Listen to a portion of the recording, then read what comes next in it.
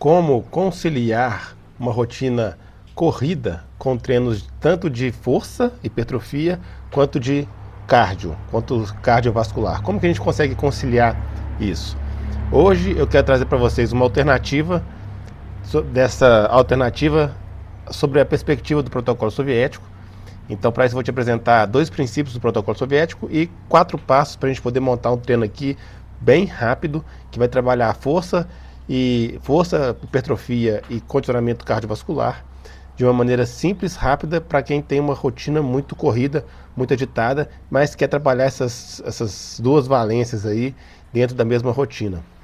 E essa ideia desse vídeo surge porque essa foi uma pergunta que eu recebi ontem lá no meu inbox do Instagram. A pessoa falou assim: eu tenho uma rotina corrida e não sei como que eu vou conciliar.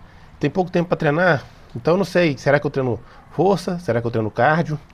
E realmente é uma dúvida pertinente, porque todo mundo sabe que as 2 atividades são boas. A atividade cardiovascular é boa para poder treinar seu coração, sua capacidade cardiovascular, você não ficar ofegante em atividades do dia a dia, você ter uma saúde melhor do coração, e inclusive você conseguir até treinar treino de força melhor, sem ficar com o coração muito disparado.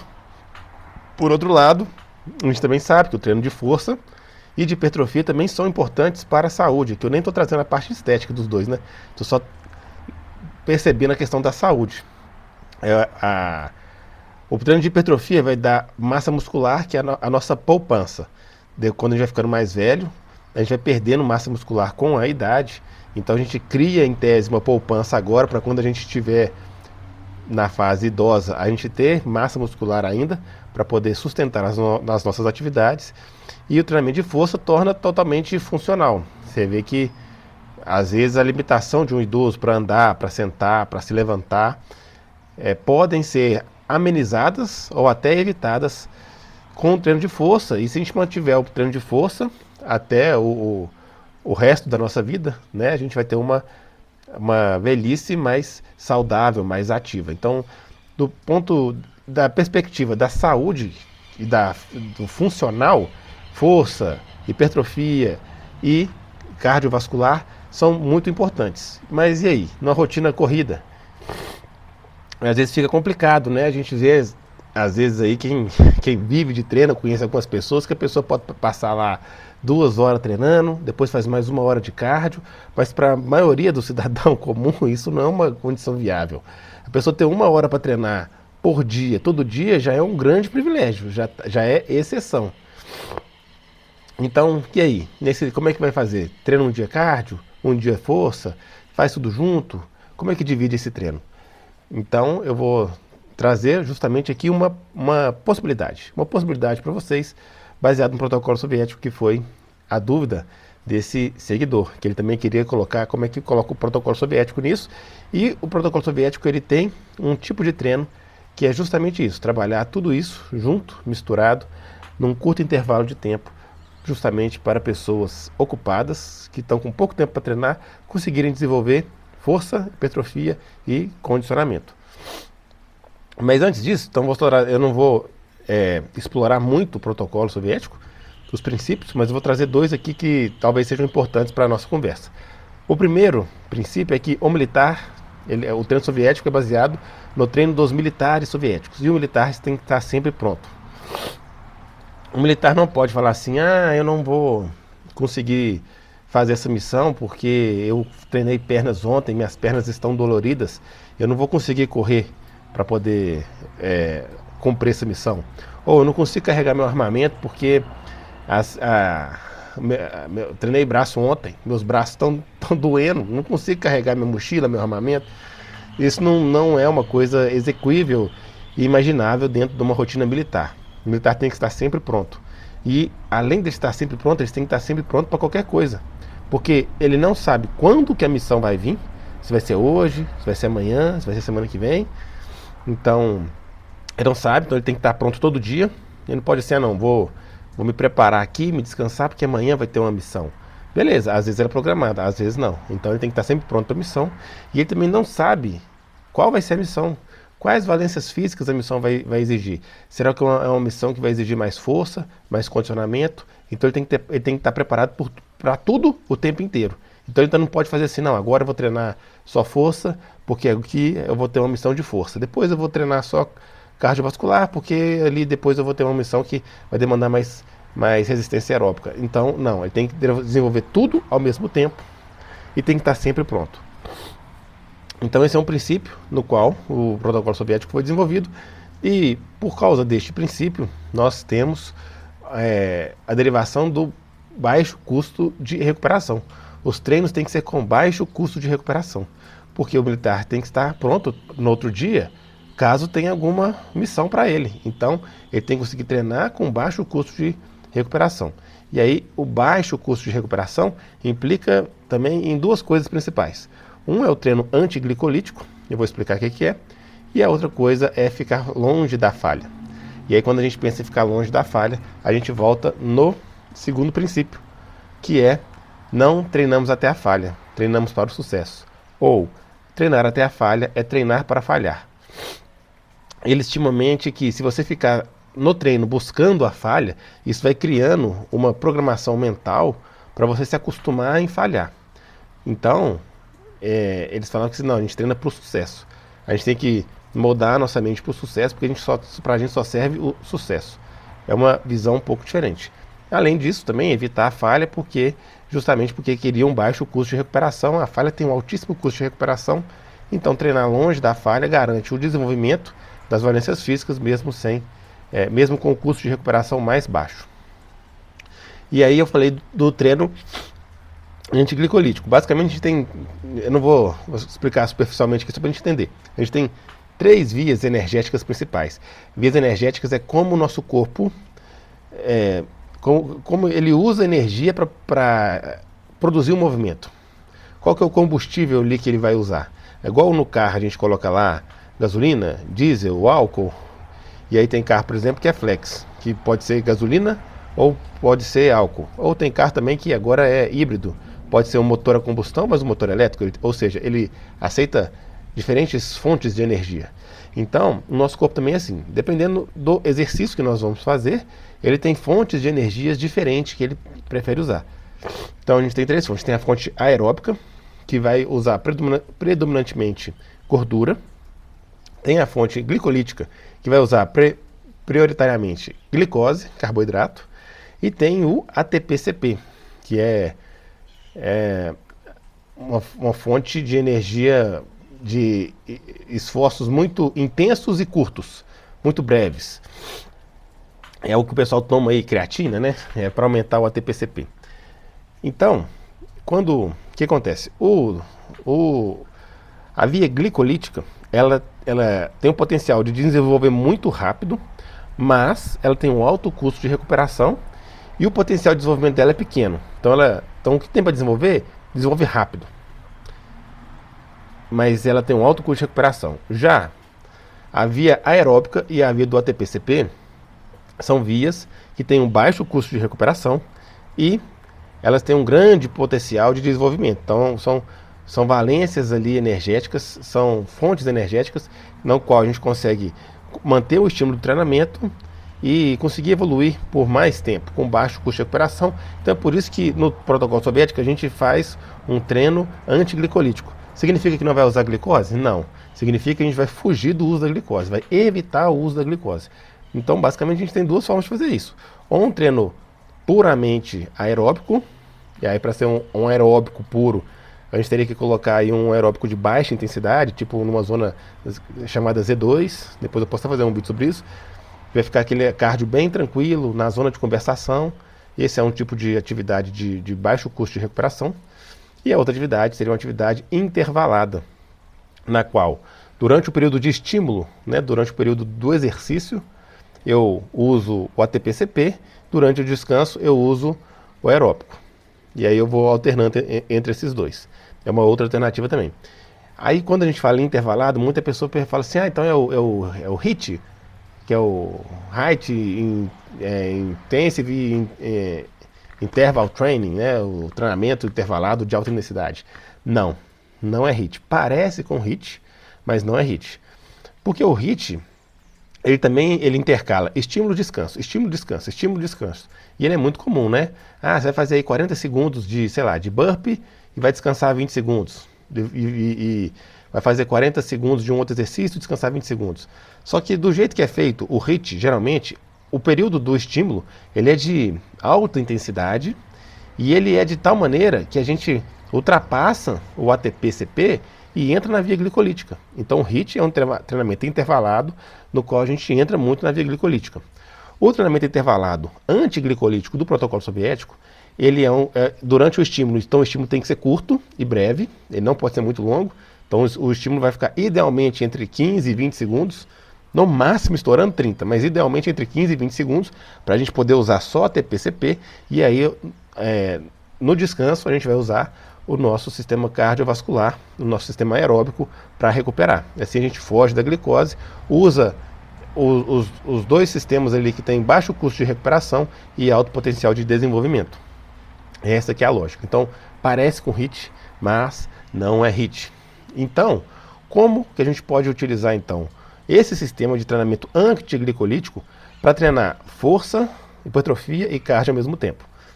Basicamente, a gente vai fazer o quê? Durante o período de estímulo, a gente vai fazer um estímulo que seja um estímulo de força e hipertrofia, por exemplo, que vai durar no máximo 15 a 20 segundos e vamos descansar desse estímulo utilizando o sistema aeróbico. E a gente vai fazendo vários estímulos desse. Então, uma das formas, existem várias, né? Uma das formas, por exemplo, é adaptar esse protocolo para o EMOM. EMOM, Every Minute on the Minute. É um protocolo que você vai fazer essa atividade, essa tarefa, toda vez que começar o minuto. Então, eu vou dar um exemplo que ainda não é o exemplo aqui do treino, só para a gente entender. Ah, eu vou fazer 2 barras por minuto. Significa o quê? Vou soltar o cronômetro, fiz 2 barras. Quando completar 1 minuto, faço mais 2 barras. Quando completar outro minuto, faço mais 2 barras. Independente então do tempo que eu demoro, o tempo que eu vou ter de descanso depende do tempo que eu vou ter de período de estímulo. Então, se eu demorar muito tempo para fazer, se eu demorar 10 segundos para fazer 2 barras, eu vou ter 50 segundos de descanso. Se eu demorar 20 segundos, eu vou ter 40 segundos de descanso. Se eu demorar 5 segundos, eu vou ter 55 segundos de descanso. Isso aqui, primeiro, é só para a gente entender a lógica do que é um EMOM.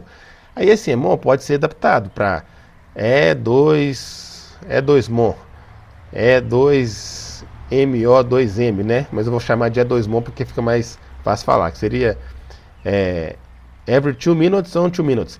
Ou seja, a cada 2 minutos você faz aquela tarefa. Então, às vezes é uma tarefa um pouco maior, que você vai gastar, sei lá, 30 segundos para fazer, em média, e vai ter 1 minuto e meio de descanso. Então, essa densidade entre estímulo e descanso vai depender aí de vários fatores. Mas só para a gente entender a lógica.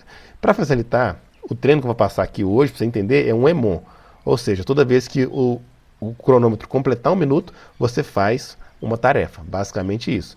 E essa tarefa a gente vai demorar então de 15 a 20 segundos para realizar ela, para poder a gente ficar dentro do estímulo do ATP-CP. E além disso, a gente vai fazer essa tarefa longe da falha. Então ficou meio teórico, mas na hora que eu falar aqui o passo a passo, a gente vai entender, beleza? Então eu vou passar aqui, ó, são 4 passos que eu anotei. E aí eu vou utilizar esses 4 passos para também já bolar um treino junto com vocês. Você pode depois bolar o seu próprio treino a partir dessa lógica aqui, desse exemplo, ou você pode usar o exemplo que eu estou dando aqui. Então o primeiro passo é anotar a sua ficha de treino. E aí aqui eu pensei em 2 fichas, 2 fichas full body, que seria A, B. Um dia você faz a ficha A, outro dia faz a ficha B. A ficha A é agachamento, remada e supino. E a ficha B vai ser o deadlift, barra fixa e desenvolvimento com halter ou com barra, desenvolvimento. Assim eu estou trabalhando full body todos os dias, né? Um movimento de puxar, um movimento de empurrar, um movimento de pernas, e eles estão trabalhando de forma complementar, ou seja, num dia eu faço supino, que é empurrar horizontal, no outro dia eu faço desenvolvimento, que é empurrar vertical. Num dia eu faço remada, que é puxar horizontal, no outro dia eu faço barra fixa, que é puxar vertical. Num dia eu faço perna, que é um movimento de de empurrar com as pernas. No outro dia eu faço deadlift, que é o movimento de puxar com as pernas. Então, basicamente, fica bem distribuído. Então, eu estou dando um exemplo aqui, é um treino full body, nessas duas fichas de treino, A, B. Depois que você entender aqui o exemplo, você pode montar suas próprias fichas de treino. A segunda coisa que a gente vai fazer então, esse é o primeiro passo, anotar seu treino. Então você anota lá, vamos supor, treino A, agachamento, supino, remada.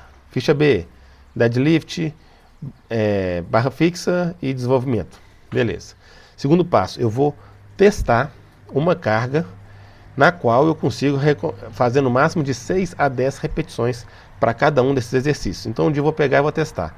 Sei lá, vou colocar lá 80 kg no agachamento e vou ver quantas repetições eu faço. Eu tenho que conseguir ficar nesse range aí de 6 a 10 repetições. Vocês vão entender por quê.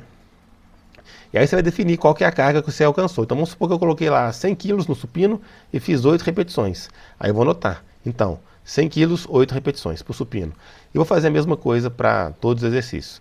Aí na barra fixa, sei lá, eu vou lá e anoto quantos que eu fiz. Se eu precisar de colocar, se eu estou fazendo mais de 10 repetições, aí eu faço o quê? Coloco uma carga extra. Coloco, sei lá, 20 quilos de carga extra, faço lá, deu 6 repetições. Então eu coloco lá, barra fixa, 20 quilos extra, deu 6 repetições. E aí para cada um desses exercícios eu vou anotar qual que foi a carga que eu consegui achar, na qual eu fiquei entre 6 e 10 repetições máximas. Se por acaso você está fazendo menos de 6 repetições com aquela carga, você testa uma carga mais leve. Se você está fazendo mais de 10 repetições, você testa uma carga mais pesada. Então, o primeiro passo, você anotou o treino. O segundo passo, você conseguiu fazer você definiu ali, você testou as cargas para ficar de 6 a 10 repetições. Agora, o terceiro passo, você vai definir o seu alvo para cada exercício em repetições máximas sobre 2, são as meias séries. Ou seja, eu falei que eu coloquei 100 kg no supino e fiz 8 repetições. Então a minha meta no supino vão ser 4 repetições com 100 kg. Porque eu consegui fazer 8 repetições com 100 kg. Então no meu treino aqui que eu vou passar, eu vou fazer 4. Na barra fixa com 20 kg extras eu fiz 6 repetições. Então para ela eu vou fazer 3 repetições. Ou seja, para cada exercício eu vou ficar fazendo 3, 4 ou 5 repetições. Por quê? Porque o meu range que eu ajustei a carga não foi de 6 a 10. Se aqui eu vou fazer a mesma carga e metade das repetições, que vai ser meu alvo, então o meu alvo sempre vai ser 3, 4 ou 5 repetições para cada um desses exercícios. Então, só para ficar um exemplo fácil, vamos supor que lá no agachamento eu fiz, sei lá, 6 repetições com 100 quilos. Então eu vou usar 100 quilos e vou fazer 3 repetições.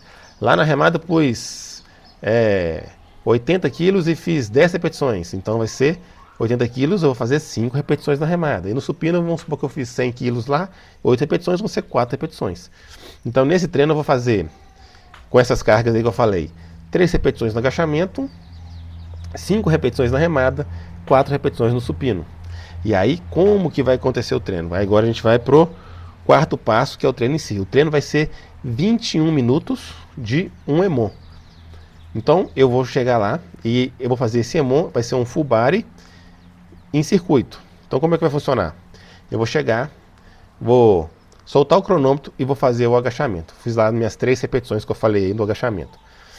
Aí, beleza. Na hora que o cronômetro completar 1 minuto, eu vou lá para a remada. Vou fazer minhas 5 repetições na remada. Na hora que o cronômetro completar então 2 minutos, eu vou lá para o supino e vou fazer minhas 4 repetições no supino. Eu vou deixar lá a remada, o supino e o agachamento tudo no jeito, para eu só ficar fazendo esse circuito. Acabou o supino, na hora que eu acabei o supino, na hora que der, na hora que o cronômetro completar agora 3 minutos, eu vou fazer o agachamento de novo. E assim, a cada vez que o cronômetro completar 1 minuto, você passa para o próximo exercício. São 21 minutos, ou seja, você vai fazer cada exercício 7 vezes. Entendeu? E cada hora um exercício. Como a gente está fazendo só de 3 a 5 repetições, o nosso período de estímulo vai ficar aí entre 15 a 20 segundos.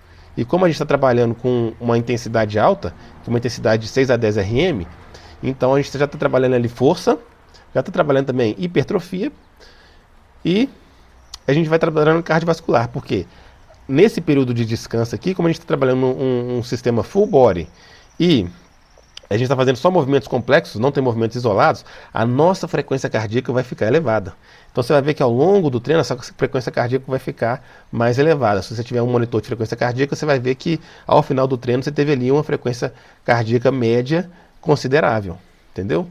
E aí você vai fazendo assim. Você tá com mais condicionamento, com mais tempo, você pode fazer mais. Você pode fazer 24 minutos, 27 minutos, 30 minutos. Aí é um treino bacana, é um treino que vai te gastar muita caloria, vai te dar um bom estímulo cardiovascular, força, hipertrofia, e é um treino rápido. Aí, por exemplo, você faz esse treino num dia, no próxima sessão de treino sul você faz outro treino, porque aí você vai variando ali os exercícios, treinando full body, mantendo essa frequência cardíaca alta, estimulando hipertrofia, força, tudo isso num pequeno intervalo de treino.